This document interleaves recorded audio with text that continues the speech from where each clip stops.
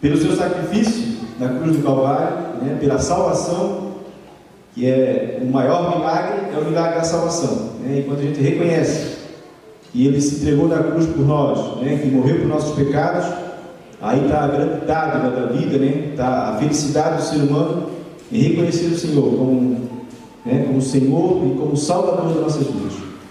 Para isso vamos ficar de pé, vamos orar ao Senhor. Vamos pedir a Ele, né, que entre no nosso coração, o Espírito Santo permeie a nossa vida e trabalhe no nosso coração nessa noite. Aquele que entrou aqui aflito, preocupado, que o Senhor possa refrigerar a alma, né, que o Senhor possa dar tranquilidade, dar a paz e a esperança, que só Ele pode fazer isso. Vamos orar? Senhor nosso Deus, nós te louvamos por Tua graça, Tua misericórdia, Tua grande bondade, por Teu amor dispensado, Senhor. Nós entendemos que o Senhor tem guardado nossa vida a todo instante. Nós estamos diante de um Deus grande, temível, majestoso, um Deus que está em todo lugar, um Deus que tem toda a ciência, toda a sabedoria, um Deus que tem todo o poder, um Deus criador de todas as coisas. Nós reconhecemos, Senhor, nessa noite a Tua majestade e o Teu senhorio sobre nossas vidas. Reconhecemos que o Senhor não criou todas as coisas, não só criou, mas como também mantém.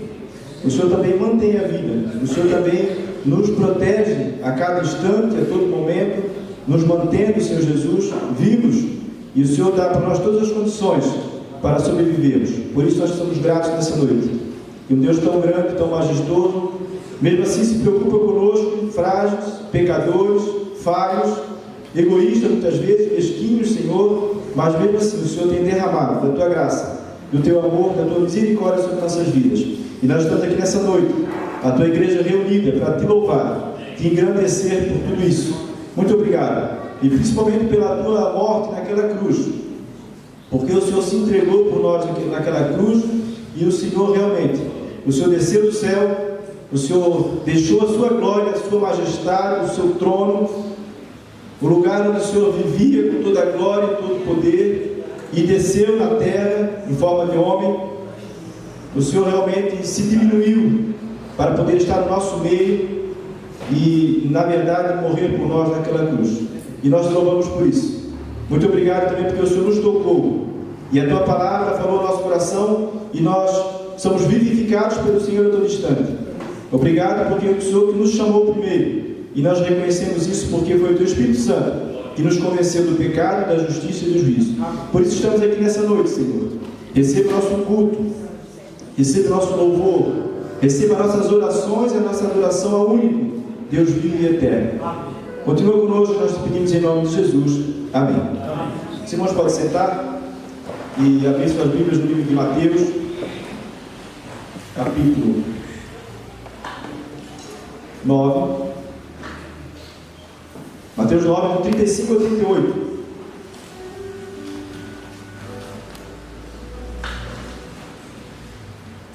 O nosso pastor ainda continua de férias, né? Mais uma semana.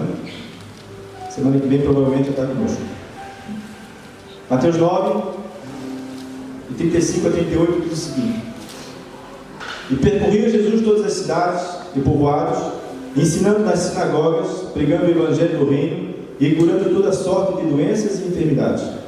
Vendo ele as multidões, compadeceu-se delas, porque estavam aflitas, exaustas, como ovelhas que não têm pastor. E então se dirigiu a seus discípulos: A seara, na verdade, é grande, mas os trabalhadores são poucos. Rogai, pois, ao Senhor da seara que mande trabalhadores para a sua seara. Um dos grandes problemas da humanidade hoje, meus irmãos, né?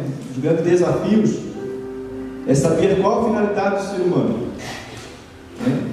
Qual a finalidade da nossa existência. Muitas pessoas perguntam: para que nós nascemos, né? Qual é o motivo em que nós existimos nessa terra? Não faz sentido, né, a pessoa nascer, crescer, estudar, né, se profissionalizar, casar, ter filhos, né, trabalhar a vida inteira e morrer. Não faz sentido nenhum.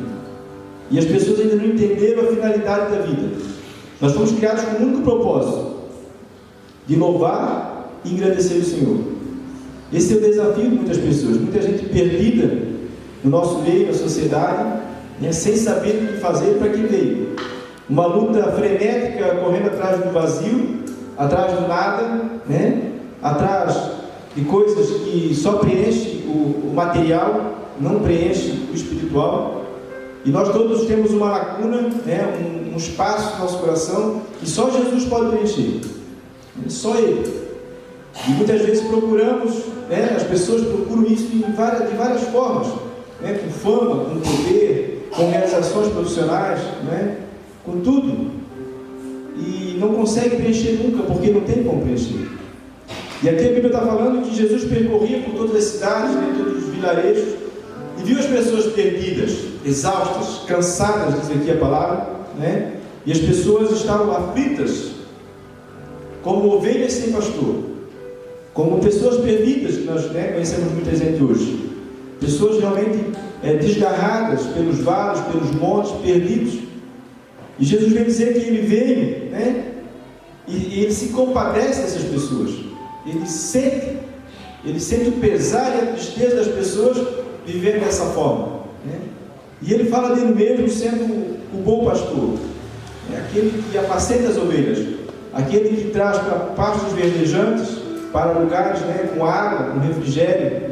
E Ele promete também proteger essas ovelhas que somos nós, né? Esses aflitos e exaustos muitas vezes. E Ele não é como um mercenário. A Bíblia fala que, né, os mercenários abandonam, o pastor que é mercenário, ele abandona a igreja, abandona a ovelha quando ela mais precisa. E ela fica então alheia, né? Fica vendida, fica exposta, e vem o lobo devorador, vem os inimigos, saqueadores, e procuram destruir aquela vida. Mas Jesus promete que fica. Ele fala em João que Ele é o bom pastor. Eu sou o bom pastor. Eu dou a vida pelas ovelhas, Ele fala, né? E assim como o Pai me conhece, eu conheço as minhas ovelhas e dou a vida por elas.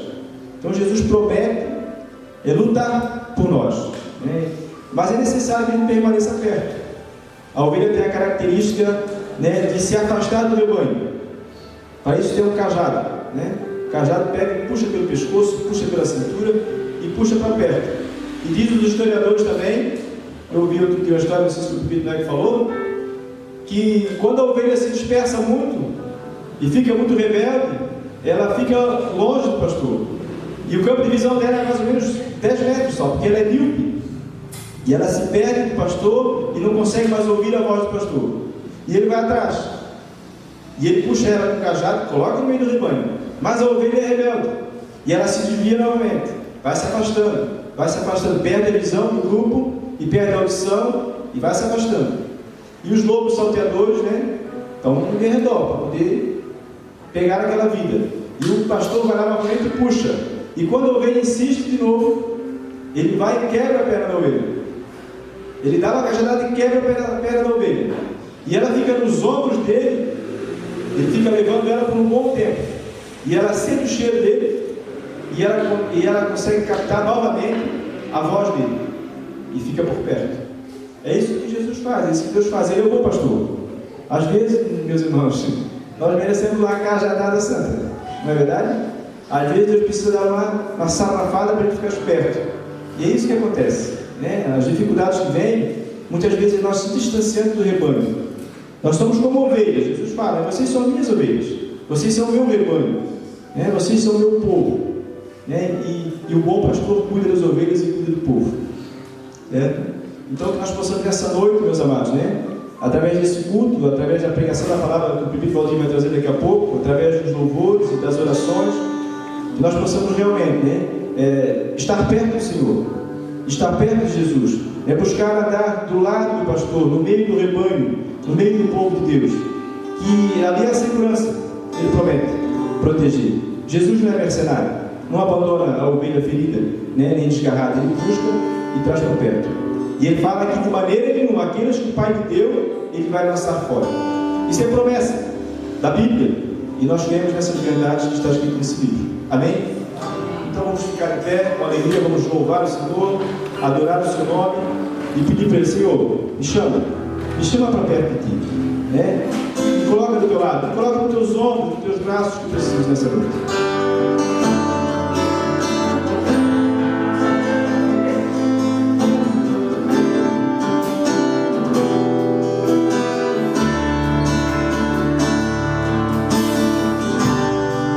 Se eu quiser adorar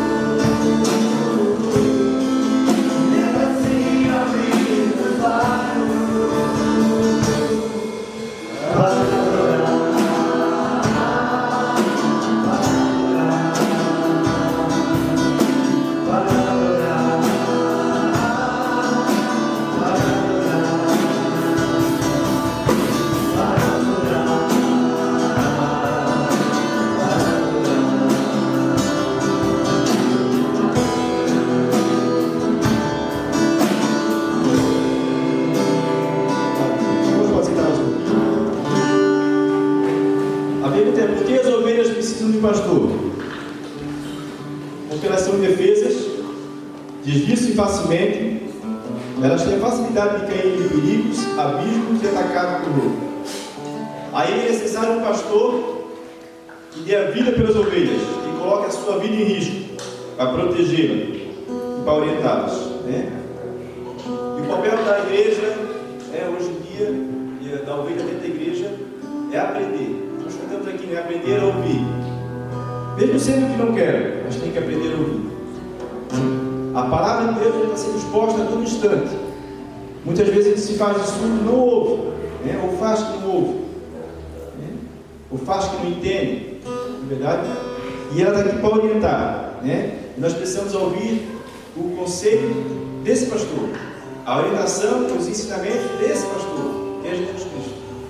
Para isso nós precisamos realmente estar na presença dele a todo instante, dia após dia na presença do Senhor, né? Dia após dia buscando a face de Deus, para que ele possa falar conosco. Se nós nos tornarmos relapsos, né? e relaxados com a obra, com a busca, naturalmente ele não vai falar. É necessário um esforço da nossa parte para que ele possa falar ao nosso coração. É necessário dispensar de tempo em oração, em leitura da Bíblia, em meditação e participar dos encontros, para que o pastor possa falar ao nosso coração que nós está sensível à voz dele. Porque nós vamos se distanciando como ovelhas e a voz dele vai ficando cada vez mais fraca, mais longe. E aí nós somos alvos fáceis do inimigo, indefesos como nós somos. Ovelhas, independentes do pastor, dependentes do Senhor. Para isso é necessário estar sempre perto dele, ouvir os seus conselhos e a sua voz. E também nós precisamos ter um coração arrependido. E eu gostaria nesse momento que os irmãos também baixassem suas cabeças, né? E mais uma vez, eu sei que os irmãos já oraram, já confessaram os pecados hoje, mais uma vez diante do Senhor, não diante, né, de qualquer um, mas diante de Deus. Confessar os nossos pecados, as nossas falhas, as nossas fraquezas, aquelas mais íntimas, ocultas do nosso coração e da nossa mente, aquelas que eu não consigo me desencilhar, aqueles pecados, né, de estimação que eu não consigo, mas que Deus pode, né? O bom pastor pode realmente nos livrar de todas as coisas. Eu gostaria, como privilegiar sobre isso aqui, né? Estivesse orando nessa hora, nesse momento, intercedendo e pedindo perdão por nossas falhas realmente, para que possamos nos apresentar ao Senhor com o coração limpo, coração puro, para que o nosso vaso, né, esteja realmente aberto, para que o Espírito Santo possa encher essa noite.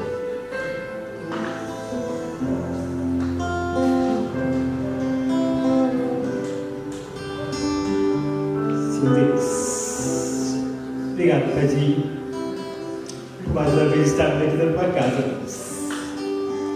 Reconhecemos, ó Deus, que aqui estamos nesta noite não é porque somos bons, é porque o Senhor é bom. A sua graça, a sua misericórdia, a sua bondade reposa sobre nós. Reconhecemos, ó Deus, o quanto somos falhos, o quanto somos pecadores, ó Deus, o quanto carecemos do teu perdão, ó Pai. E reconhecemos, ó Deus, que é só o Senhor Jesus que nos perdoa, que nos lava, que nos restaura para a honra e para a glória do teu nome, ó Pai. Seja conosco nessa noite, nos lava, nos purifica, nos torna mais alto do que a neve. É só o teu sangue, ó Deus. E aqui nós estamos postrados diante de ti, Deus, reconhecendo toda a nossa pequenez, todas as nossas falhas, todos os nossos pecados, ó Deus, porque reconhecemos que pecamos por atos, pecamos por omissões, pecamos por pensamento, mas o Senhor nos lava, e o Senhor nos purifica quando nós nos prostramos diante de ti e reconhecemos o quanto somos falhos, o quanto somos pecadores, o quanto carecemos do teu perdão, Deus. Venha nos lavar essa noite, venha nos purificar, para que tudo seja nessa noite para a honra e para a glória do teu Filho amado Jesus Cristo. Amém.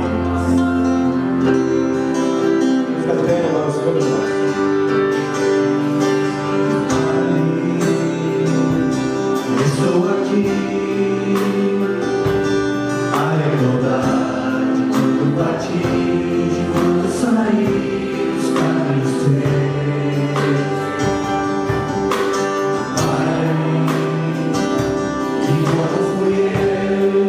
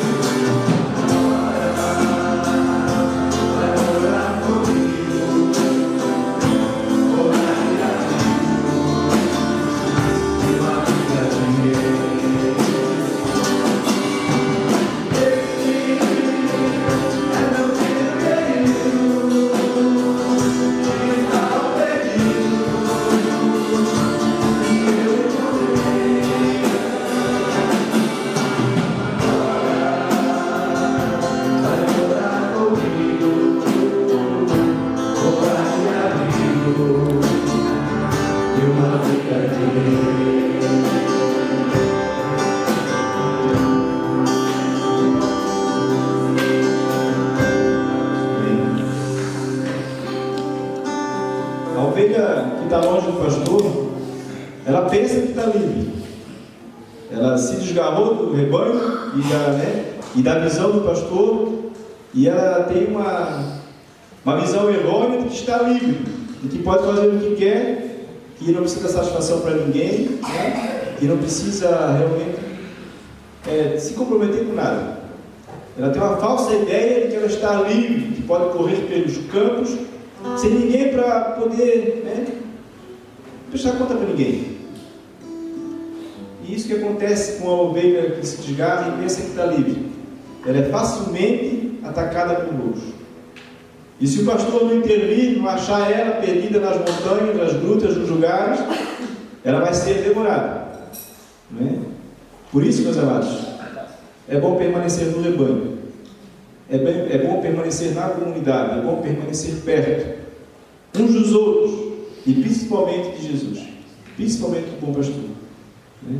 Ele possa realmente estar nos resgatando a todo instante, porque a nossa tendência é fugir.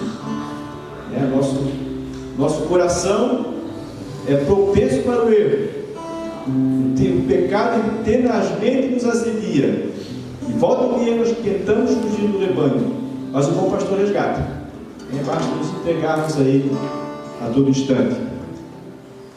Vamos continuar orando, cantando e adorando o Senhor. Agora tem a oportunidade de oferta, né? Os irmãos podem adorar o Senhor também com suas ofertas, com suas doações, né? Sem constrangimento, mas com alegria.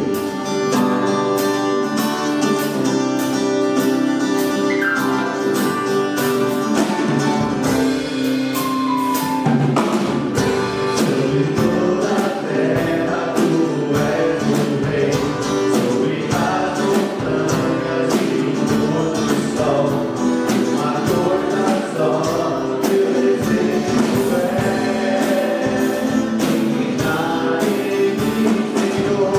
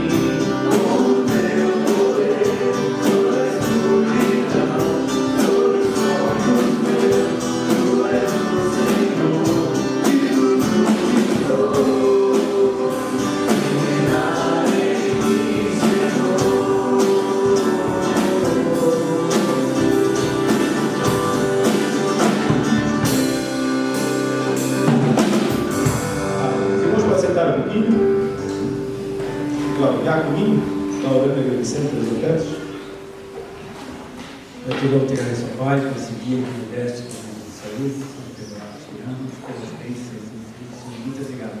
E sempre estás conosco, Pai. Abençoa o Senhor para lá, para a família, que tu serve que eficaz na tua palavra, posso tirar proveito da sua vida espiritual. Abre sua mente, entendimento de tudo, e abençoa-se tudo isso que te oferece. Tu estiver abrindo as portas desse na vida de cada um. Eu peço e agradeço em nome de Jesus. Amém. Obrigado, meus irmãos. O profeta Ezequiel, há 600 anos antes de Cristo, já profetizou sobre a ovelha desgarrada. Ele falou sobre aqueles que viviam à procura de um bosque, à procura de um lugar, aqueles que estavam perdidos, né? E ele fala também que vai vir um bom pastor, que é Jesus. Ele já fala isso há muito tempo atrás, há quase 3 mil anos atrás, né? Que viria um bom pastor, viria. E a Bíblia fala que ele mesmo, o próprio Jesus, procuraria as suas ovelhas e buscaria uma por uma. É promessa da Bíblia. E aqueles que estão espalhados na escuridão, ele promete arrebanhar e trazer para perto. E apacentarei-lhes dele, e deitarão em boa pastagem, e estarão comigo seguramente, e haverá fartura. Essa é a promessa do nosso pastor, do nosso Deus, né? Que vai arrebanhar os perdidos. Então eu creio, meus irmãos, eu creio que nenhuma ovelha vai se perder. Aquela que Deus deu para o Pai, aquela que Deus deu para Jesus, o Pai deu para Jesus, de maneira nenhuma ele vai lançar fora, ele vai atrás, ele vai procurar, ele vai achar, ele vai resgatar, ele vai trazer para pastos verdejantes e habitarão com ele seguramente. O profeta Ezequiel fala: e ninguém haverá que se espante, porque ele vai nos dar segurança total. Essa é a esperança do cristão, essa é a esperança da ovelha, né, que fica no rebanho, que busca, né? Eu não falo do rebanho estar na igreja, meus irmãos, está nas programações da igreja. Eu falo estar no rebanho da igreja invisível, no povo de Deus. Não é a frequência, né, de igreja, de programações, de estar ali ou aqui, que nos faz ser ovelha. A ovelha é aquela que ouve, obedece a voz do pastor, né? Aquela que realmente anda com o pastor, não, né, superficialmente, mas realmente enraizada, né, com o pastor, arraigada na verdade que é a palavra de Deus. Vamos ficar de pé, cantar mais um hino?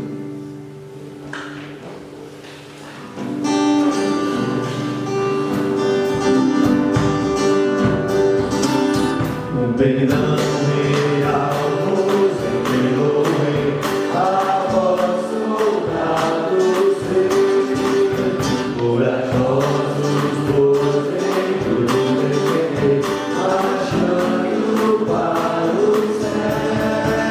Um valor servidor, com Cristo prontos a sofrer, sem aprender o seu perdão, vive sempre até morrer, transformados a Deus, logrados o valor, revelados hoje para os caminhos, avante sem temor. Um valor servidor, com Cristo prontos a sofrer, sem aprender o seu perdão, vive sempre até morrer. E recebemos sempre o seu coração, retratos e mostrar, não vencerá o eterno que Cristo tem pra dar. Um valor servidor, com Cristo prontos a sofrer, sem aprender o seu perdão, vive sempre até morrer. Sejamos todos a Jesus fiéis, para o seu real perdão, os que na vitória podem nós, com ele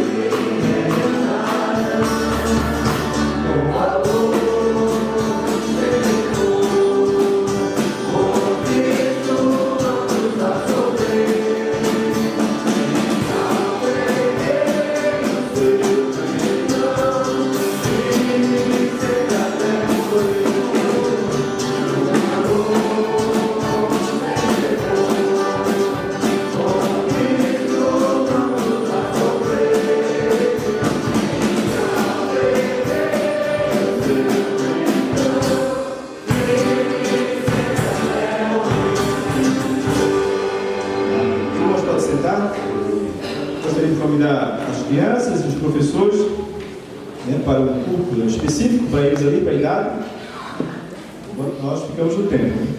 Também agradecemos nossos visitantes, o Celso, Natanael e a Dona Iracema, fazerem revê-los. Né, tem mais um casal no fundo ali, Deus possa abençoar. André já é da casa. Ele tem mais um casal também do Boné lá, que Deus abençoe. Sejam bem-vindos. O resto da casa. Né? Deus possa falar no nosso coração nessa noite, continuar falando, na verdade. Criançada. Tem Miquil.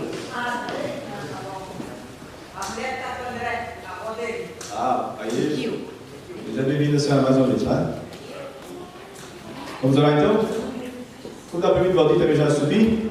E para o Manuel, que vem aqui, mano. Orar pelas crianças, orar pelo Valdir, pela palavra, pela pregação. Deus possa realmente nos encher com o seu Santo Espírito, com sua palavra nessa noite.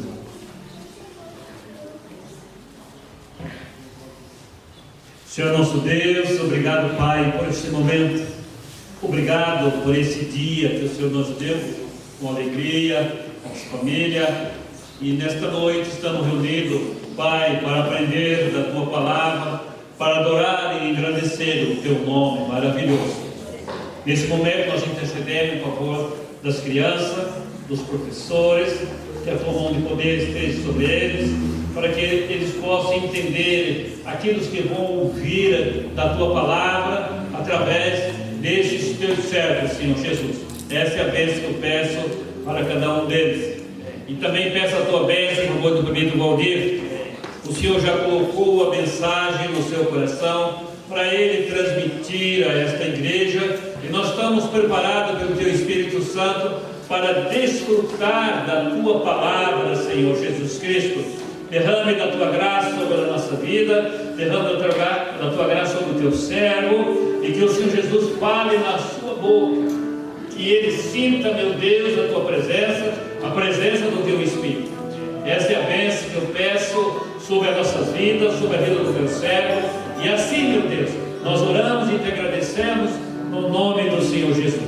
Amém, Senhor.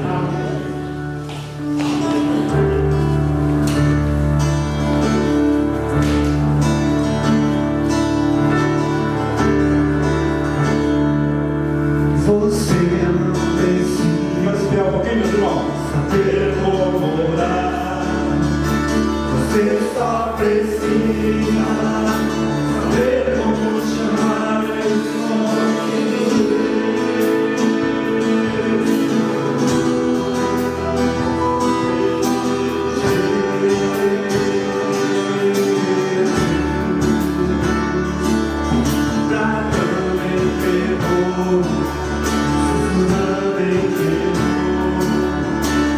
de multidões, ou as voz com o Senhor diga como eu amo esse nome,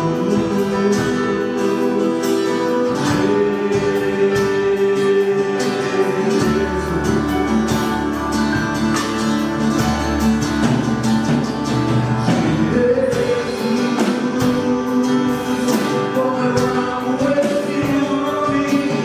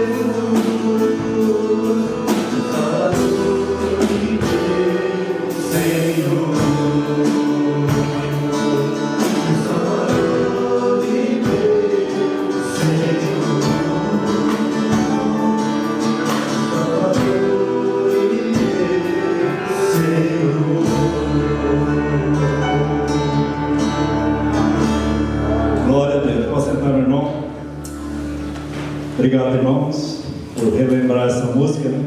Trouxe novamente essa música ao nosso coração. Essa semana eu pensei nela e eu pensei em pedir para os irmãos relembrar essa música com a gente. Pena que não foi projetado para os irmãos cantar junto, né? Acho com mais facilidade, né? Boa noite a todos. Que a graça e a paz de Cristo continue conosco nessa noite, né? O presbítero Davi falou na cajadada. Cajadada deixa que eu dou, então, né? Uma pregação da palavra hoje. Espero que você ou saia daqui transformado ou com a perna quebrada nos ombros de Jesus Cristo, o bom pastor, tá bom? Através da mensagem, das Escrituras, nessa noite, da palavra do Senhor nosso Deus, tá bom? Irmãos, Jesus tem 3 títulos que o chamam de filho. Jesus é chamado de filho de Davi. Por que esse título? Esse título é para dizer que Jesus veio da descendência de Davi. Ele é descendente de Davi. Obrigado, Diácono Paulo. Para se cumprir as Escrituras, quando o profeta Isaías diz que do tronco de Jessé sairia um rebento, um renovo. E esse renovo é Jesus. Por isso ele tem esse título, filho de Davi. E a gente conhece muito a história do Bartimeu, né, que chamava filho de Davi, tem misericórdia de mim. Então esse é um dos títulos que Jesus tem como filho na Bíblia. O segundo título que Jesus tem como filho na Bíblia é filho do homem. Jesus também é chamado filho do homem, mas ele não é praticamente chamado, ele se intitula filho do homem. Isso é uma palavra que ele mesmo dá para si mesmo. Ele mesmo diz que ele é o filho do homem, para dizer para os discípulos na época, para o povo na época e para nós hoje, que Jesus é o Filho de Deus, que Jesus é homem, e ele veio totalmente homem, mas ele é o Filho de Deus. Ele veio como homem, ele está ali sentado no meio dos discípulos ensinando como homem. E ele diz várias vezes nas Escrituras, tem várias expressões de Jesus, que ele diz: eu sou o Filho do homem. E até ele diz assim: quando vires o Filho do homem vir nas nuvens, até a gente canta: então se verá o Filho do homem vindo sobre as nuvens com poder e glória. Então Jesus diz que ele é o Filho do homem. Jesus dá esse título para ele mesmo, para dizer: olha, eu sou homem, eu vim como homem. E o terceiro título é Filho de Deus. Jesus é chamado nas Escrituras como Filho de Deus, como aquele que veio realmente Deus, realmente poderoso. Jesus, ele não é 50% homem e 50% Deus, ele é 100% homem e 100% Deus. E eu gostaria de ler um texto com os irmãos nessa noite que falam desses 2 últimos filhos, o Filho do homem e o Filho de Deus, usando novamente o Evangelho de Mateus. O presbítero Hilário usou no domingo passado, o presbítero Davi já usou hoje, eu vou usar Mateus novamente, capítulo 16. Mateus 16, abra sua Bíblia comigo.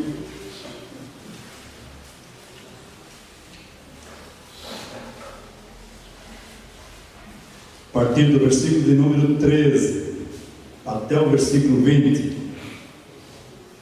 Mateus, fácil de achar, o primeiro livro do Novo Testamento, bem tranquilo. Mateus 16, de 13 a 20. Diz assim as Escrituras: indo Jesus para os lados de Cesareia de Filipe, perguntou a seus discípulos: quem diz o povo ser o Filho do homem? E eles responderam: uns dizem João Batista, outros Elias, e outros Jeremias, ou algum dos profetas. Mas vós, continuou ele, quem dizeis que eu sou? Respondeu Simão Pedro, disse: tu és o Cristo, o Filho do Deus vivo. Então Jesus lhe afirmou: bem-aventurado és, Simão Barjonas, porque não foi carne e sangue que tu revelaram, mas o meu Pai que está nos céus. Também eu te digo que tu és Pedro, e sobre esta pedra edificarei a minha igreja, e as portas do inferno não prevalecerão contra ela. Dar-te-ei as chaves do reino dos céus, e o que ligares na terra terá sido ligado nos céus, e o que desligares na terra terá sido desligado nos céus. Então, advertiu os discípulos de que a ninguém dissesse ser ele o Cristo. É aí o texto das Escrituras, Mateus 16, de 13 a 20. O texto começa dizendo que Jesus foi para os lados de Cesareia de Filipe. Por que isso, né? Por que essa expressão, Cesareia de Filipe? Cesareia de Filipe era uma cidade que estava no Monte Hermon. Eu vi Daniel pregou esses dias sobre o Salmo 133, que fala do Monte Hermon, né? Uma cidade que estava no Monte Hermon, e era uma cidade fundada por um dos Herodes. Na Bíblia tem o Herodes o Grande, né? Herodes o Grande morre, depois vem os outros Herodes, que são o Herodes Antipas, o Arquelau e o Herodes Filipe.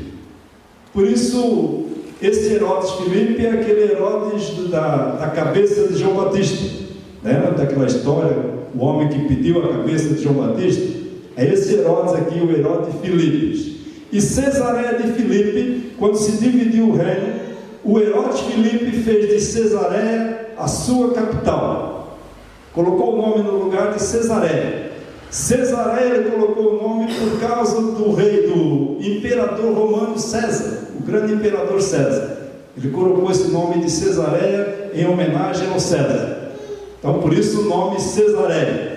E por isso Cesareia de Filipe, porque era a capital da província de Filipe.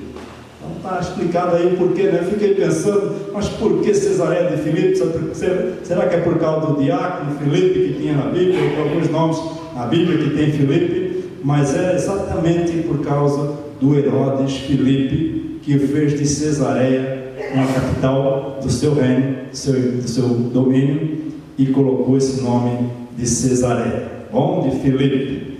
E é interessante lembrar isso para que a gente possa se colocar onde é que a gente está na Bíblia, né? Onde Jesus está nesse momento, onde Jesus se encontra. Jesus se encontra por esse lado, não necessariamente em Cesareia, né?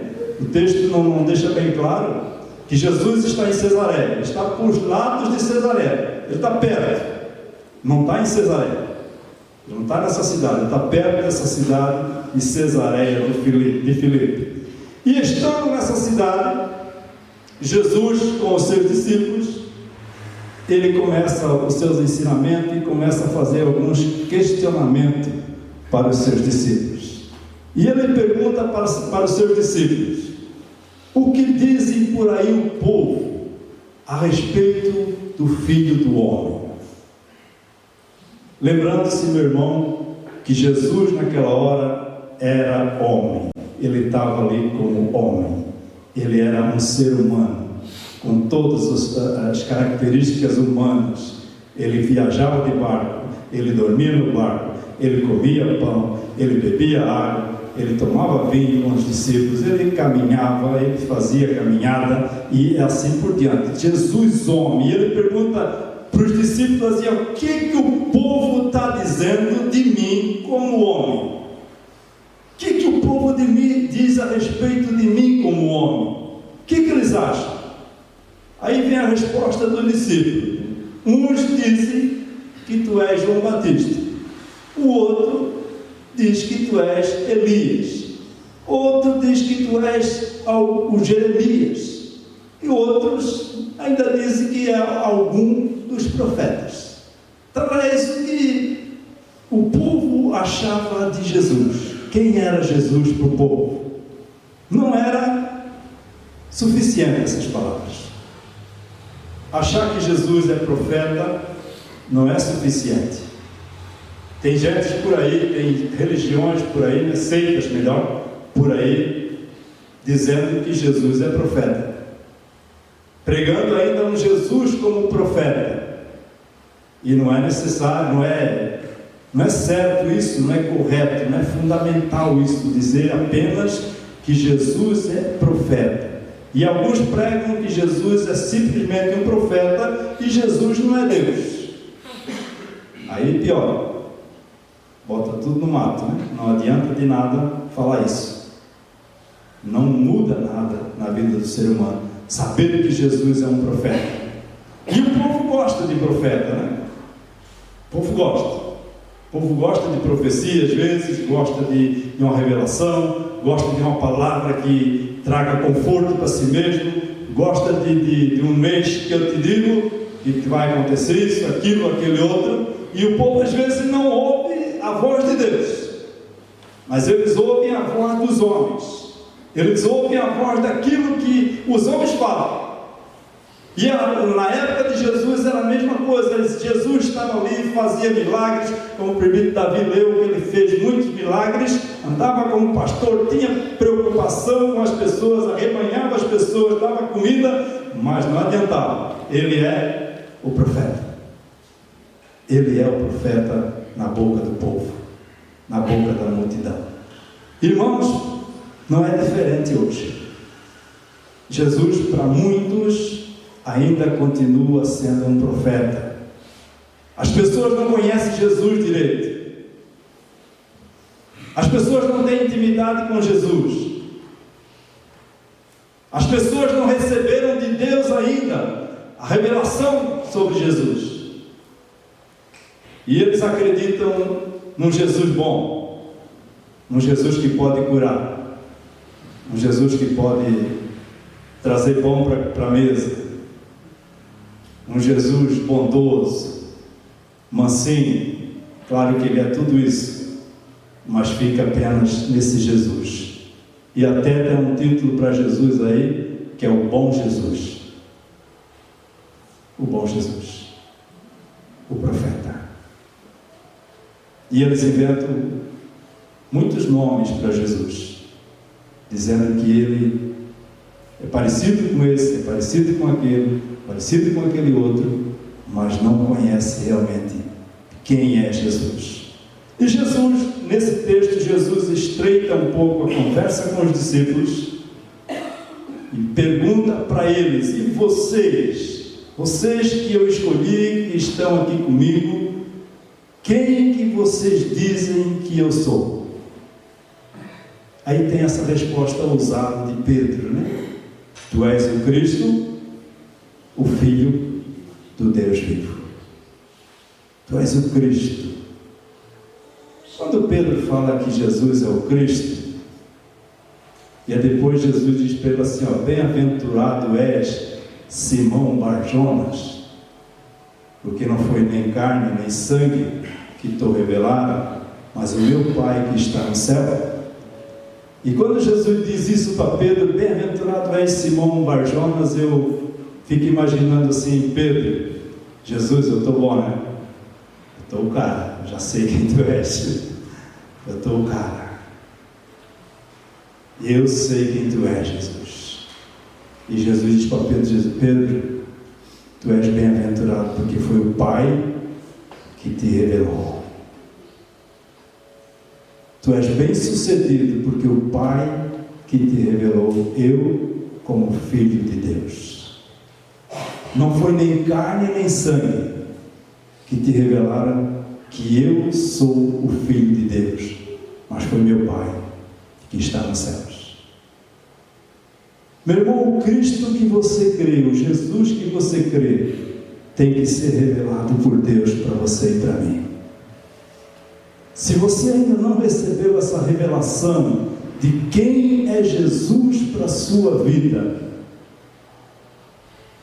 você ainda pode estar meio perturbado na caminhada cristã. Você ainda não achou o caminho, porque é preciso que Deus o revele para que eu e você conheçamos realmente quem é Jesus Cristo. Quando o apóstolo João escreve as suas cartas, lá em 1 de João, capítulo 4, ele diz assim, todo espírito que confessa que Jesus veio em carne, esse é de Deus. Por que essa palavra tão importante de Pedro na hora? Por que Jesus ficou empolgado? Porque Pedro respondeu corretamente. Porque Jesus era carne naquela hora ali. Jesus era um homem.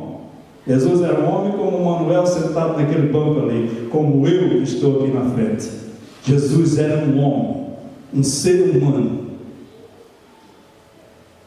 E as pessoas confundiam Jesus, não sabendo quem era Jesus. E essa revelação que Deus deu para Pedro naquele momento, essa foi a revelação exata de quem é Jesus.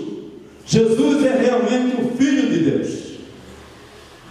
Ele é o prometido de Deus, Ele é o Messias prometido, Ele é o ungido do Velho Testamento, o Cristo no Novo Testamento, no grego. Cristo, Filho de Deus, aquele que estava para vir. Quer dizer assim, olha, nós não precisamos esperar mais nenhum outro. Tu és o Cristo. Tu que estás aqui conosco nessa manhã ou nessa tarde, não sei que hora era que estava lá junto os discípulos com Jesus. Tu és o Cristo. Isso é o Espírito Santo que revela. Porque o contrário, meu irmão, lá na 1 de João, o contrário é o anticristo que diz. O anticristo diz que Cristo não veio em carne. E tem religião, as seitas melhores, né, por aí dizendo que Jesus não veio em carne. Que Jesus não é aquele que veio lá naquele tempo. Não é o Messias. Não é o prometido pela Bíblia. E isso é perigoso. E isso traz muitas dúvidas nos corações das pessoas.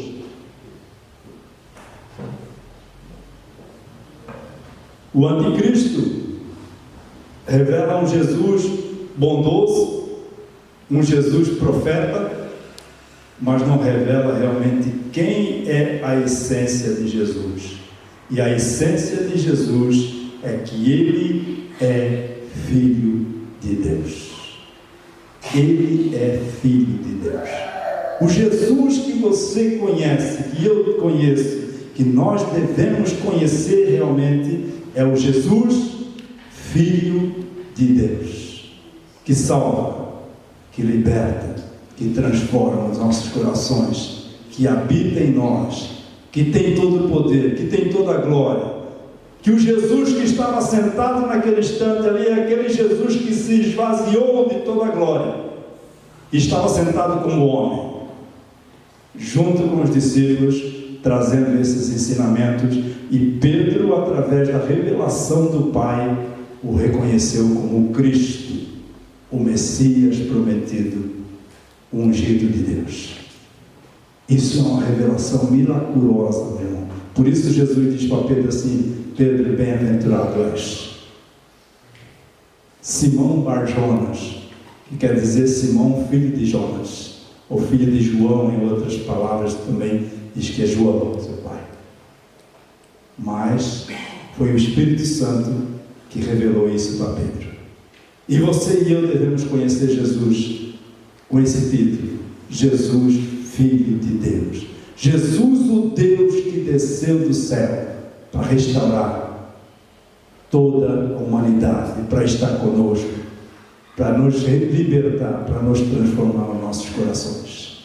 Esse é o Jesus que o Pedro fala aqui, o Filho de Deus. E Jesus continua no texto, conversando com os discípulos, e ele responde para Pedro, claro, e depois ele fala a respeito de Pedro, e ele também, no versículo de número 18, e ele diz assim: também eu te digo, que tu és Pedro, e sob esta pedra edificarei a minha igreja, e as portas do inferno não prevalecerão contra ela. Aqui nesse texto há mais dúvidas a respeito de Jesus, porque havia muitas dúvidas a respeito de Jesus. Lembra-se da tentação, Mateus capítulo 4? O que Satanás diz para Jesus? Satanás diz a seguinte palavra para Jesus: se és filho de Deus.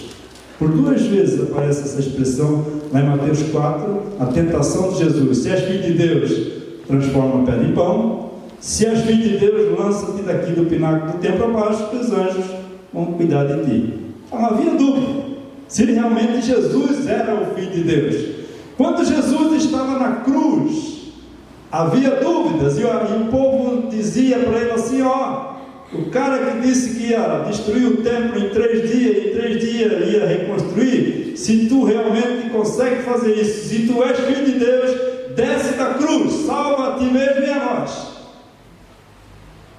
O Evangelho de João também relata que os ladrões da cruz disseram para Jesus: olha, se tu és o Cristo, se tu és o prometido lá do Velho Testamento, salva a ti mesmo e a nós, se tu tens poder.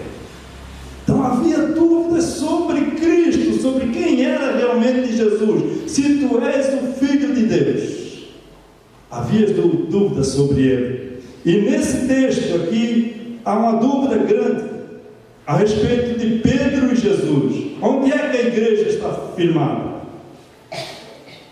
E há uma pregação muito forte por aí, que quem é a pedra é o Pedro. O Pedro que recebe o fundamento da igreja. O Pedro que é o dono da igreja. O Pedro que manda na igreja. E não é. Esse versículo é como você estivesse lendo para ele e Jesus estivesse falando assim: tu és Pedro. Eu não sou Jesus, mas tu és Pedro, e sobre esta pedra edificarei a minha igreja. Jesus frente a frente com Pedro: tu és Pedro, mas sobre esta pedra eu vou edificar a minha igreja. A pedra que a igreja está edificada é Jesus. Por isso a igreja deve conhecer quem é Jesus. Porque se a igreja não conhecer quem é Jesus, a igreja não sabe seguir o seu cabeça. A Bíblia diz que Jesus é o cabeça da igreja. E se a igreja não conhece Jesus, a igreja não sabe como segui-lo. A igreja precisa conhecer Jesus. Irmãos, e quando eu falo igreja, eu não estou falando nessas paredes, nessa estrutura, nessas belas almofadadas que tem aqui, essas coisas bonitas, esse lustre, nada disso. Quando eu falo na igreja, eu falo de mim e de você. Você e eu somos a igreja. Nós somos a igreja. Quando Jesus diz aqui para Pedro: olha, Pedro, tu és Pedro, e eu sou a pedra, e a pedra que a igreja vai ser edificada é sobre mim, porque Jesus é a rocha, Jesus é a pedra. Lá em 1 de Pedro capítulo 2, diz que Jesus é a pedra que os construtores rejeitaram. Ela veio a ser a pedra angular, a pedra de esquina, a principal pedra, o fundamento da igreja. O apóstolo Paulo, quando escreve aos Colossenses, ele diz que nós estamos radicados em Jesus, nele edificados e nele radicados. As nossas raízes, os nossos fundamentos estão sobre Jesus. Temos a parábola do homem que construiu a casa na areia e do homem que construiu a casa na rocha. A rocha que o texto fala, que Jesus ensinou, é Ele mesmo. Ele é a rocha, que a igreja está edificada sobre Ele. E a igreja deve conhecer quem é Jesus. E se você e eu conhecermos quem é Jesus realmente, se nós recebermos realmente essa revelação, a vida vai mudar, meu irmão. A vida muda. A vida muda. Talvez aquela vida de crente meio relaxado que nós vivemos, um crente que não se importa muito com a igreja, um crente que não se preocupa com a igreja de Cristo, que hoje está aqui e ele só vai voltar aqui domingo que vem, se der. Se der, eu volto. Não é aquele compromisso, né? Não, eu tenho que voltar lá, eu preciso ir lá de novo, porque lá eu vou me receber instruções, e vou me alimentar, e vou me fortalecer, e vou estar junto com os irmãos, e vou estar junto com a igreja. Vou estar junto com a igreja de Cristo. É porque de fato a gente não conheceu muito bem quem é Jesus. A gente não sabe o quanto Jesus fez por nós. A gente não reconhece-o como Senhor e Salvador das nossas vidas, o Filho de Deus, o Messias prometido. E quando a gente conhece, meu irmão, as coisas mudam. Você lembra quando você se converteu? Quando a gente se converte, as coisas são diferentes, né? Tem uma vontade de ir para a igreja, uma vontade de estar com os irmãos, uma vontade de orar, uma vontade de cantar. Irmãos, isso, se nós não cuidarmos, vai fugindo de nós. Se nós não procurarmos intimidade com esse Jesus, se nós não buscar a revelação desse Jesus a cada dia, isso diminui na nossa vida. E a gente se apaga, a gente fica como uma lamparina sem azeite, se apagando. Porque nós passamos um tempo sem vir na igreja e depois a gente já não tem mais vontade de ir. E depois já vem uma voz no ouvido assim, ó, não precisa mais ir não, rapaz. Aquela igreja lá, e lá não adianta você ir lá. Lá você não vai ter vantagem nenhuma sentar naquele banco e ouvir uma mensagem. Fica em casa e bate uma febre, bate uma tremedeira, bate um frio, bate uma vontade de ficar debaixo da coberta, bate uma preguiça, bate todas as coisas que acontecem com a gente para tirar a gente do foco. Parece um monte de compromisso, um monte de coisas para fazer e a gente acaba não fazendo o que deveríamos, o que é importante para a nossa vida. Nós precisamos sempre estar debaixo da orientação do Espírito Santo de Deus. Quando estivermos cheios desse Espírito que revela quem é Jesus, jamais nós paramos, jamais nós deixamos de seguir. Precisamos estar cheios dessa unção, desse Espírito que revela quem é Jesus. E nesse texto Jesus diz para Pedro assim: Pedro, as portas do inferno não prevalecerão contra a igreja. As portas do inferno não prevalecem contra mim e contra você. Não prevalece. Às vezes a gente fica entristecido por causa do pecado, né? O pecado entristece a gente e entristece o Espírito Santo de Deus. E às vezes o hábito de pecar nos afasta de Deus. Parece que as portas do inferno estão prevalecendo, mas as portas do inferno não prevalecem contra a igreja, porque Jesus é o Filho de Deus. Não porque eu sou forte, meu irmão, porque eu sou fraco. A Bíblia diz que aquele que pensa está em pé, olha para que não caia. As portas do inferno só não prevalecerão contra a minha vida e contra a sua vida, porque Jesus é o Filho de Deus. Ele é o libertador, Ele é o que salva, Ele é o que redime, Ele é que tira os nossos pés dos laços, Ele é que nos tira da armadilha. Eu quero dizer para você que as portas do inferno não prevalecem contra a igreja, porque Jesus foi no inferno e as portas não fecharam sobre ele. Então, um texto na Bíblia, em 1 de João,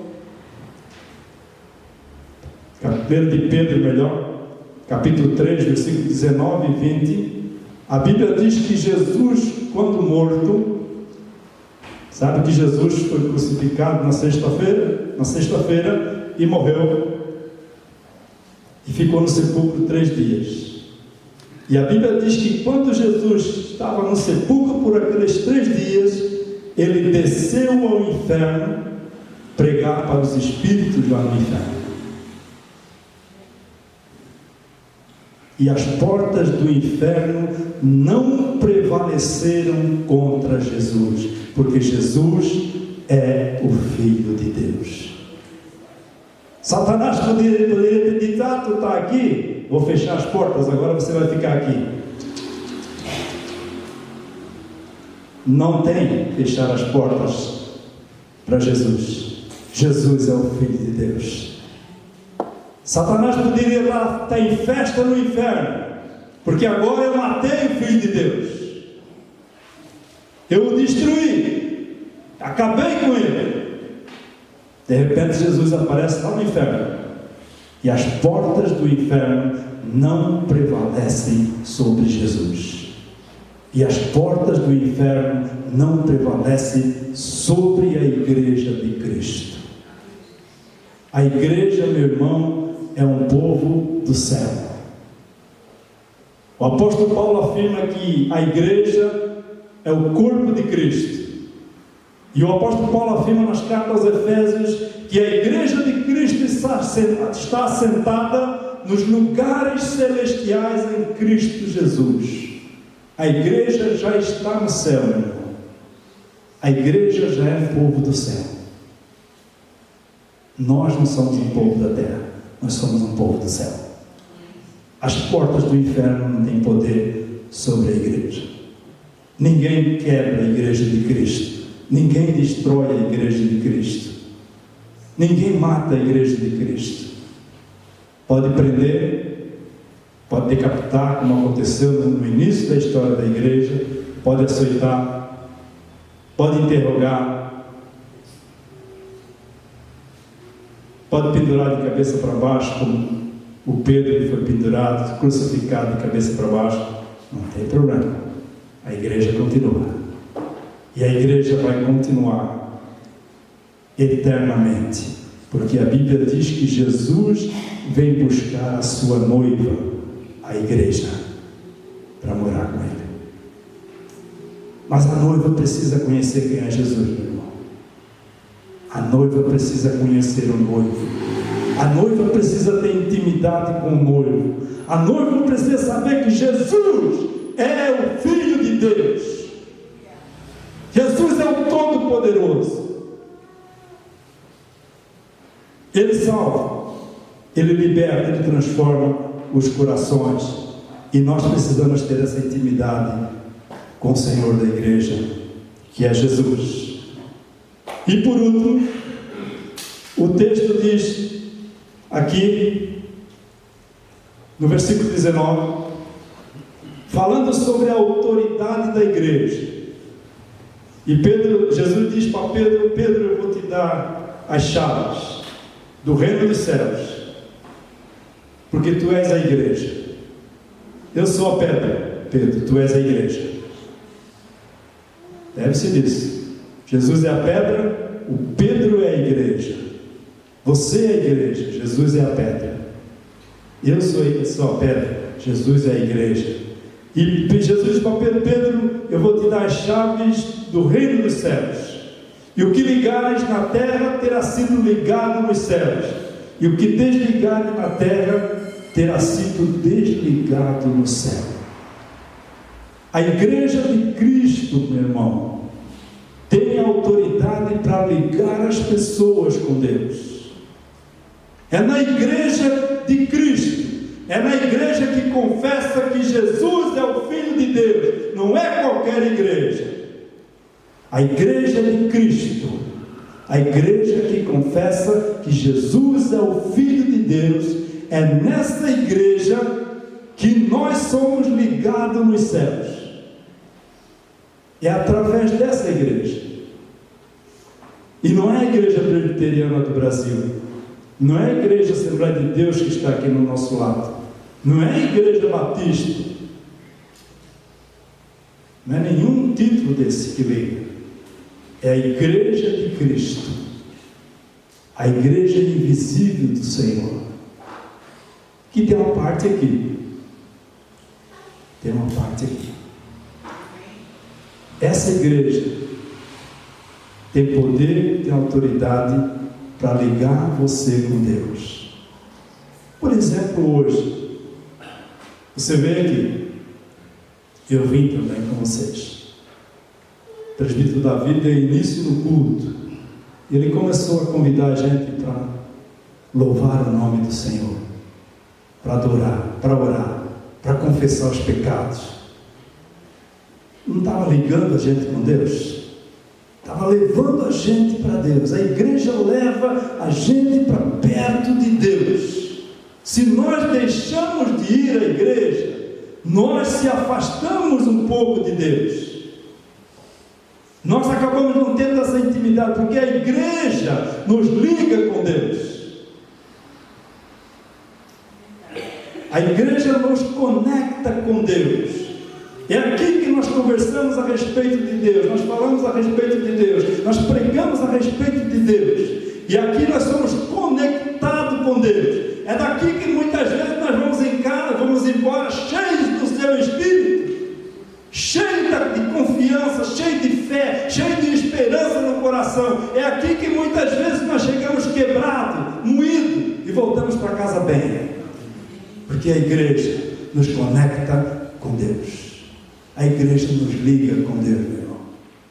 E nós precisamos saber disso, que a igreja é responsável em ligar as pessoas com o Filho de Deus. Jesus é o Filho de Deus. No Evangelho de Mateus, capítulo 18, Jesus conta uma história ali, ensinando para os discípulos, que se teu irmão pecar, e ali diz o texto que se teu irmão pecar contra ti, e não necessariamente o texto está dizendo que o irmão vai te ofender, o irmão vai dizer uma palavra ruim para você ou para mim. O texto pode ser interpretado como se teu irmão pecar contra a igreja, porque você é a igreja, o irmão está falhando. Vamos dar um exemplo. O irmão está indo para o lado da prostituição, está se prostituindo, e você sabe, você é um membro da igreja, e você sabe, você descobriu. O que o Jesus ensina? Ensina, vai lá e conversa com esse irmão, vai lá entre você e ele, conversa com ele, fala para ele, ó irmão, eu estou sabendo que está acontecendo isso na sua vida. E o texto diz assim, ó, se teu irmão não te ouvir, se ele não te ouvir, se ele não quiser prestar atenção a ti, leva mais um, volta lá de novo, e leva mais uma pessoa com você, e conversa com ele de novo. Se ele ainda não te ouvir, quando você levou mais uma pessoa, o texto diz, entrega para a igreja. E aí, se ele não ouvir a igreja, considera-o como gentil e publicano. Considera como não crente. Gentil é não crente, publicano é pecador. Ele é um pecador, ele não quer reconciliação, ele não quer restauração. Considera ele como não crente. E nesse mesmo texto tem essa mesma palavra aqui, ó. Jesus diz nesse mesmo texto, e tudo que ligares na terra será ligado no céu, o que desligares na terra será desligado no céu. Porque a igreja tem essa autoridade. Você, meu irmão, é responsável pelo irmão pelo seu irmão em Cristo.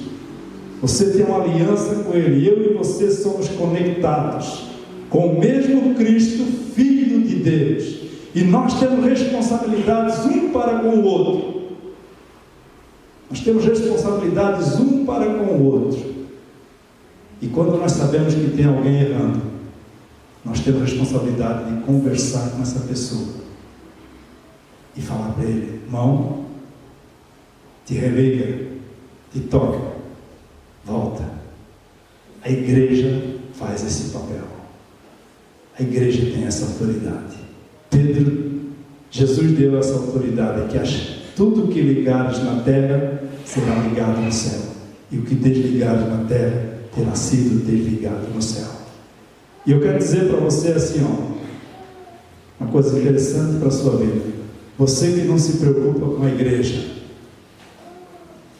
você não está nem aí para a igreja, né? Você está aqui hoje. Você está aqui hoje, está de boa, está ouvindo essa palavra. Amanhã você está em outro lugar. Você não está nem aí. Perde toda a mensagem, não ligou para a mensagem, foi embora. E vai cuidar dos seus afazeres, e vai cuidar da vida, e não liga para a vida da igreja, não está nem aí com a igreja. Será que você é a igreja? Será que você conhece realmente o Filho de Deus? Se você não se preocupa com a igreja,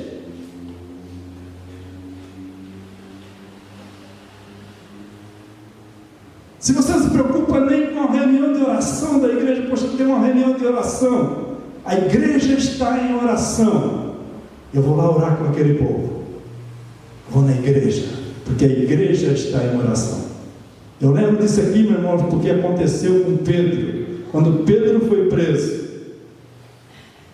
estava lá, apanhou, foi açoitado, e a Bíblia diz lá no livro de Atos capítulo 4, que a igreja estava em oração, unânimes levantaram a voz a Deus, e daqui a pouco Pedro apareceu, né? E a criada foi lá e disse: olha, o Pedro está aí, Pedro está aí, Pedro apareceu. Estás doida, estás louca? Pedro está preso. E de repente era o Pedro mesmo que estava ali, porque a igreja estava em oração. Qual é a sua ligação com a igreja, meu irmão? Qual é a sua ligação com a igreja? Talvez você seja somente membro da igreja presbiteriana do Rio Pequeno. Não tem vantagem nenhuma, sabia? Ser membro da igreja presbiteriana do Rio Pequeno tem vantagem se você é membro do corpo de Cristo, membro do Filho de Deus. Você faz parte do Filho de Deus. Aí tem vantagem. Aí faz a diferença na vida. Aí você se preocupa com o bom testemunho da igreja. Lá no trabalho, você vive como se fosse a igreja de Cristo. Você trabalha como um cristão. Você anda como um cristão. Você paga como um cristão. Você compra como um cristão. Você vende como um cristão. Você se diverte como um cristão. Você sempre está sendo um cristão, alguém parecido com o Filho de Deus, sempre ligado com a igreja de Cristo. Eu quero dar essa advertência para você e para mim nessa noite. Nós temos responsabilidade. Lembre-se da pergunta de Jesus para os discípulos. Jesus perguntou: quem o povo diz que eu sou? O povo diz que tu és um profeta, esse, aquele outro. Lembre-se que Jesus estreita a pergunta: e vocês?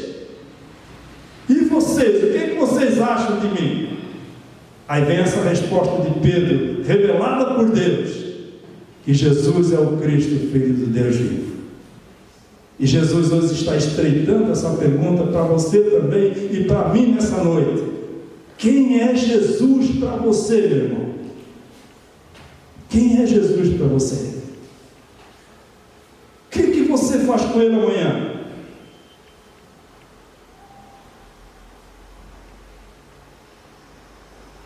O que você faz com Jesus no trabalho? O que você faz com Jesus quando vai passear no seu lazer? O que você faz com Jesus quando vai no mercado? O que você faz com Jesus quando você está dirigindo um trânsito ruim, terrível, e começa a te dar fechada, e xingamento daqui, xingamento de lá. O que você faz com Jesus? Jesus está no seu lado, sentado no banco com você, ou você é daquele que diz assim: Jesus, desce um pouquinho que eu vou na jeito agora. Dá licença, Jesus, que agora é a minha vez. Agora eu vou botar para quebrar. Será que nós conhecemos realmente que Jesus é o Filho de Deus? E Ele sabe de todas as coisas, Ele conhece todas as coisas, Ele é onisciente, onipotente e onipresente. Ele é Deus. Ele é Deus. E Ele conhece o seu e o meu coração, todos os dias e todos os momentos e todas as horas. Não dá, irmãos, para estar conectado com Jesus agora, porque eu e você estamos no culto, e desconectado daqui a pouco. Se acontece isso com a sua vida, cuida. Se você se desconecta de Jesus, cuida, porque a sua bateria vai descarregar. A sua bateria vai ficar fraca e vai descarregar. E se você não estiver conectado com Jesus, as portas do inferno podem prevalecer contra você. O pecado pode afastar o homem e a mulher de Deus. Nós precisamos ter certos cuidados. É claro que a salvação é de graça. Eu prego salvação pela graça e sempre eu creio nessa graça. Jamais eu nego essa graça. Mas na Bíblia tem várias responsabilidades para mim e para você. Nós temos que viver, nós temos que andar. Paulo fala: vivei, andai, despidos do velho homem, revestidos do novo homem. Guarda isso, guarda aquilo, guarda aquele outro. Tem um monte de recomendação que nós temos que tomar cuidado dia após dia. E sempre quando nós estamos cheios do Espírito Santo, recebendo a orientação do Espírito Santo, o Espírito Santo vai dizer para você e para mim: ei, não faz isso, ei, não ouve essas palavras, ei, te desvia desse caminho, rapaz. Se nós estamos conectados com Cristo, Cristo é o outro boi da canga. Aprendei de mim, disse Jesus, porque eu sou manso e humilde de coração. Entra no meu jugo, porque o meu jugo é suave e meu fardo é leve. Eu não quero colocar fardo pesado sobre as suas costas, não é isso meu pensamento. Eu quero só alertar você e eu que nós temos responsabilidades com a Igreja de Cristo. Nós temos responsabilidade como Filho de Deus, com aquele que nos conectou a Ele, com aquele que nos conecta com o Pai. Nós temos responsabilidade. Que Deus possa nos abençoar. E as perguntas que eu deixo para mim e para você nessa noite é: quem é Jesus para você? Como que você vê Jesus? Amanhã, depois da manhã. Hoje está tudo bem, né? Hoje nós cantamos um canto aqui que eu resgatei, muito bom, né? Você não precisa saber como orar, você só precisa saber como chamar este nome de Jesus. Jesus. Você precisa conhecer esse nome, meu irmão. Quem é Jesus para você? A outra pergunta que eu faço para você: se você conhece Jesus, qual a diferença que esse Jesus faz na sua vida? Que diferença você tem na sua vida? Qual a diferença que Jesus faz na sua vida?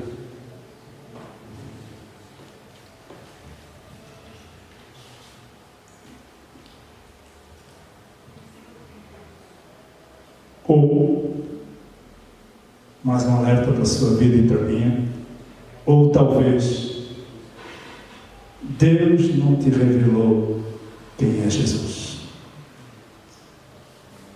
Será que você já teve essa revelação? Quem é Jesus? Você já sentiu? Leva as ovelhas para Cristo. Será que você já teve essa revelação de quem é Jesus para a sua vida? Se não, busca, meu irmão. Busque essa revelação de Deus. Busque esse conhecimento. Busca conhecer melhor a Jesus Cristo. Deus possa nos abençoar. Deus possa nos dirigir, trazer a sua paz ao nosso coração. Que nós possamos realmente ser um povo do céu. Porque nós somos um povo do céu vivendo na terra. Somos um povo do céu vivendo na terra. Eu gostei muito quando eu ouvi um pouquinho dos nossos adolescentes lá na Reupa. E eu gostei muito, fiquei muito entusiasmado, gostei muito do que aconteceu com eles lá. Porque eles lá aprenderam a ser imitador de Cristo. Todo o trabalho foi em função, em torno disso. Imitação de Cristo, saber quem é Jesus. E com certeza vão vir muitos adolescentes conhecendo Jesus, sabendo quem é Jesus, voltando diferente daquele encontro. Deus possa nos abençoar. Tem uma canção para cantar? Vamos ficar de pé.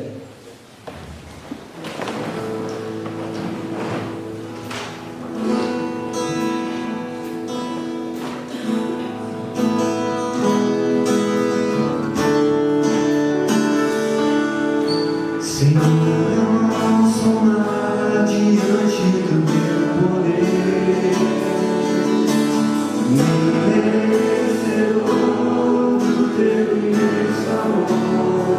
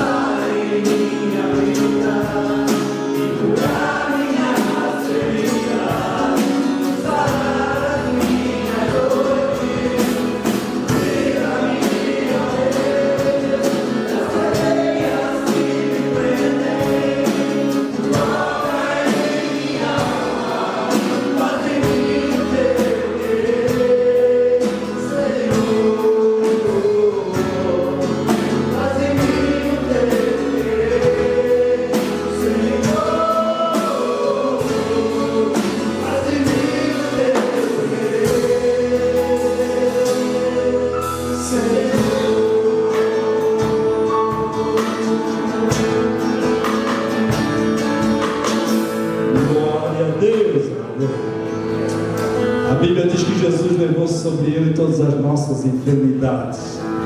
E nós levamos isso para o corpo, meu irmão. Quando nós ouvimos essa mensagem, nós achamos assim, ó, eu não posso ficar doente, eu não posso morrer de câncer, eu não posso morrer com trombose, não posso morrer com cirrose, porque Jesus levou as minhas enfermidades. E não é essas enfermidades que Jesus levou, não. As enfermidades que Jesus levou são as enfermidades da alma. Ele quer restaurar, Ele quer curar a sua alma. A sua alma e a minha alma estando curada, as portas do inferno não prevalecerão contra ela. O corpo morre, o corpo vai morrer, a mesma coisa. O Lázaro ressuscitou. Você conhece o Lázaro hoje? Você já encontrou o Lázaro em algum lugar? Não. Lázaro morreu de novo. A filha de Jairo ressuscitou, morreu de novo. Porque nós estamos aqui para morrer, meu irmão. Agora Jesus veio para redimir, para resgatar a alma, para lavar. Por quê? Vamos falar bem forte. Porque Jesus é o quê? Jesus é o Filho de Deus. De novo, Jesus é o Filho de Deus. Ele veio para restaurar. Baixa a cabeça um pouquinho. Deus querido, em nome de Jesus, restaura a nossa alma, restaura o nosso coração. Deixa o teu rio passar sobre as nossas vidas, ó Pai. Nós queremos sair daqui, Senhor Deus, melhores do que entramos. Nós queremos voltar a essa casa, ó Deus, a hora que tiver um encontro aqui de novo, Senhor Deus. Nós queremos estar aqui junto com nossos irmãos, junto com a igreja, Senhor Deus. Porque tu disseste que onde estiver 2 ou 3 reunidos, o Filho de Deus está no meio. E nós queremos estar contigo, Pai. Toca no nosso coração. Arranca, Senhor Deus, de nós aquilo que impede de ser melhores, ó Pai, cristãos, Senhor Deus. Temos uma vida de santidade, uma vida de integridade contigo, uma vida, Senhor Deus, que o Senhor pede de cada um de nós, como o Senhor pede através de Pedro: sede santo, porque eu sou santo. A tua palavra pede também para nós: santificai-vos a cada dia, buscai a santificação. Que nós possamos, ó Pai, tocados pelo teu Espírito, movido pelo Espírito que revelou Jesus para Pedro, esse mesmo Espírito que revela para nós quem é Jesus, possa tocar na nossa alma, possa tocar no nosso coração, possa nos redimir, nos lavar, nos orientar e nos carregar no colo sempre que estivermos com fraqueza e queremos sair dos teus caminhos, Pai. Em nome de Jesus que nós te rogamos e te agradecemos. Amém, Jesus. Irmãos, pode sentar-se, presbítero Noé.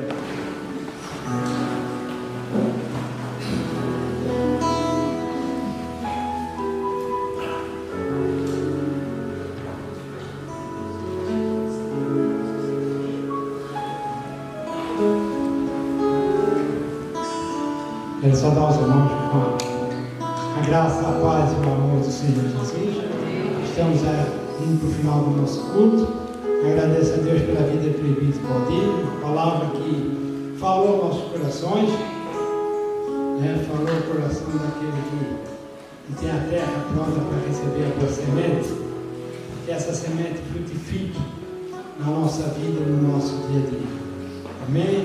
Quero também parabenizar o louvor pelas canções hoje, canções que há algum tempo a gente não cantava, e me alegrei muito de cantar de novo essas canções. Isso possa acontecer mais vezes. Estava muito bom. E também parece que o irmão Osias está de aniversário hoje, meu irmão, é isso? Amanhã. Mas vem cá que nós vamos orar por ti, acho que é 70 anos, é isso? 70? 70. Então, 70. 77. 77. 77? Ô, Glória. 70. É 70. Para não ter dúvida, gente, é 70, tá? 70. 60, 70, 80, 70. Vem cá, meu irmão. Vamos ter mais alguém que tem aniversário aí? Faz aniversário amanhã. Vem cá, meu irmão.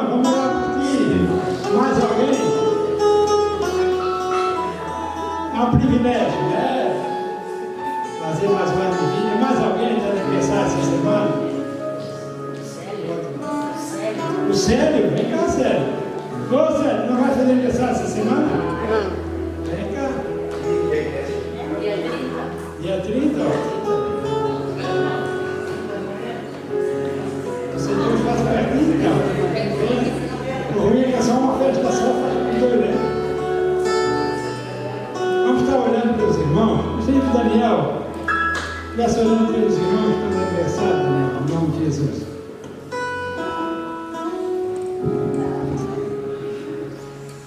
Senhor Deus, nós te louvamos, te agradecemos, primeiramente por essa palavra maravilhosa que tocou no nosso coração. E te louvamos também, Senhor, pelos irmãos que também receberam essa palavra como presente de aniversário. Te louvamos, Senhor, pela vida deles, porque o Senhor tem guardado, tem abençoado, tem protegido, tem dirigido suas vidas, ó Deus. Eles têm te servido de coração, têm estado na tua casa, junto da tua igreja, para te buscar, para te adorar, para te cultuar, e para fazer parte também da igreja invisível, Senhor.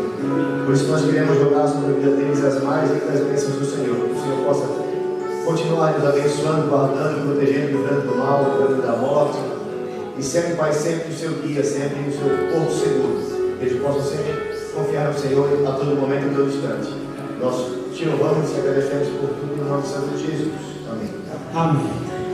Depois vocês não esqueçam de receber um abraço de cada um dos irmãos aí.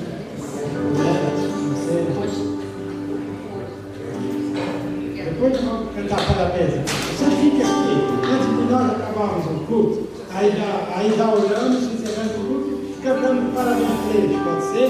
Você tem que contar a igreja para ficar de pé, vai ter um cafezinho abençoado, um cafezinho santo. Não esquece, meu irmão, ir ali tomar esse café abençoado, trocar uma ideia. Mas você já deu um abraço, tá, no seu irmão do seu lado hoje? Eu não tive ninguém que abraço ninguém. Dá um abraço nele antes de terminar o culto. Aí dá um abraço,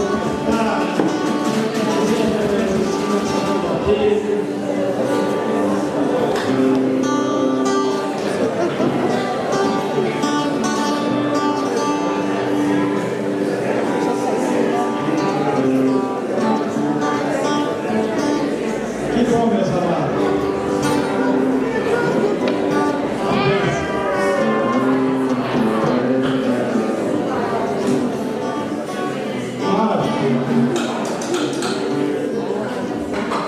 Vamos estar orando ao Senhor, agradecendo a Deus essa oportunidade maravilhosa que nos deu de estar na casa do Senhor. Também você, meu irmão, que está precisando de oração, hoje não vou chamar você aqui na frente, mas você aí do seu lugar. Deus é o Deus do impossível, nós pregamos isso, temos certeza que Ele é. Quando o homem diz não, Ele diz sim. Quando o homem fecha a porta, Deus abre a porta. Esse é o nosso Deus.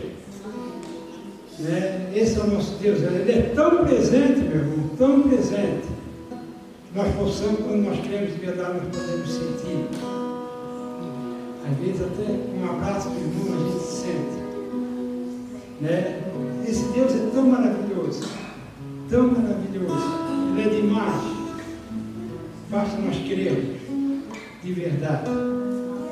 Nós vamos estar orando. E você coloca o seu problema, a sua dificuldade, a sua semana diante de Deus. Amém?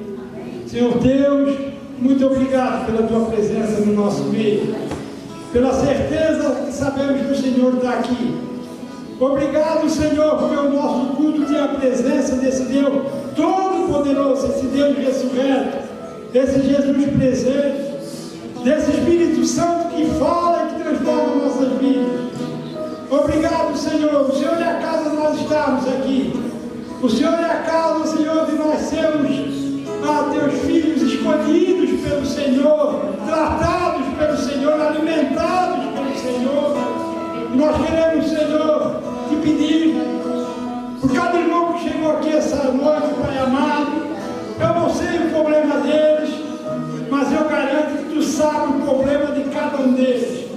Que a tua palavra diz que tu nos conheces, Senhor, e que não cai o fio de cabelo da nossa cabeça sem a permissão do Senhor, sem o consentimento do Senhor. Por isso as nossas vidas estão nas nas tuas mãos. A nossa vida, Senhor, está totalmente dependente de Ti. E nós queremos nessa noite, Pai amado, colocar a nossa vida diante de Ti. O nosso problema, a nossa dificuldade, Senhor amado, aquilo que temos pedido e que talvez seja difícil, Senhor, de abrir uma porta ou de vir, Senhor, um milagre, mas sabemos que Tu estás conosco todos os dias e que o Senhor não nos desampara, o Senhor não nos deixa, o Senhor é um Deus presente e um Deus que nos ama sobremaneira, Pai amado. Por isso, Senhor, nós colocamos nossas vidas nas Tuas mãos, colocamos a vida de todos aqueles que estão enfermos, Senhor amado, daqueles que precisam da cura do corpo. Sabemos que Tu cura a alma, Tu cura o corpo, Tu cura o espírito, Tu cura tudo, Senhor. Tu és o médico dos médicos, o Senhor dos senhores, Tu és o Deus Todo-Poderoso. E nós te agradecemos, Senhor, por cada irmão que chegou até aqui. Cada um, Senhor, leve essa palavra, leve a alegria do Senhor, leve a força do Senhor e a presença do Senhor para a sua casa, para a sua vida, em nome de Jesus. Nós te agradecemos. Amém e amém. Parabéns agora. Parabéns.